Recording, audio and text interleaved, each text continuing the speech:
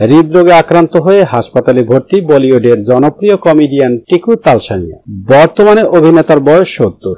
আন্দাজ আপনা আপনা থেকে স্পেশাল 26-এ অভিনয় দর্শকের মন কেড়েছে। হাসপাতালের বরাতে জানা গেছে টিকু তালসানিয়ার অবস্থা বেশ সংকটজনক, তাই তো তড়িঘড়ি করে হাসপাতালে ভর্তি করা হয়। তবে এর বেশি এখনো কিছু জানাননি কর্তৃপক্ষ। ছোট পর্দা থেকে অভিনয়ের সফর শুরু টিকুর 1984 সালে ইয়ে জো হ্যায় জিন্দেগি তার প্রথম ধারাবাহিক। 2 বছর পর 1986 সালে একসঙ্গে 3টি ছবিতে কাজ করেছিলেন তিনি। প্যার কে দাপাল, ডিউটি, আসলে নকলি ছবিতে কাজ করার পর আর পেছন ফিরে তাকাতে হয়নি তাকে। बोल राधा बोल, কুলি নাম্বার 1, রাজা হিন্দুস্তানি, হিরো নাম্বার 1, বরে মিয়ে ছোট মিয়া, ভিরাসত, হাঙ্গামা 2 এর মতো ছবিতে অভিনয় করেছেন তিনি। বড় পর্দার পাশাপাশি ছোট পর্দাতেও কাজ চালিয়ে গিয়েছেন তিনি। গোলমাল হ্যায় ভাই সব গোলমাল হ্যায়, জিন্দেগি অভি বাকি হ্যায় মেরে ঘোস্ট ও সাজান রে ফির ঝোট মত বলোর মতো ধারাবাহিক অভিনয় করেছেন তিনি। কিছুদিন আগেও রাজকুমার রাও ও তৃপ্তি ডিমরি অভিনীত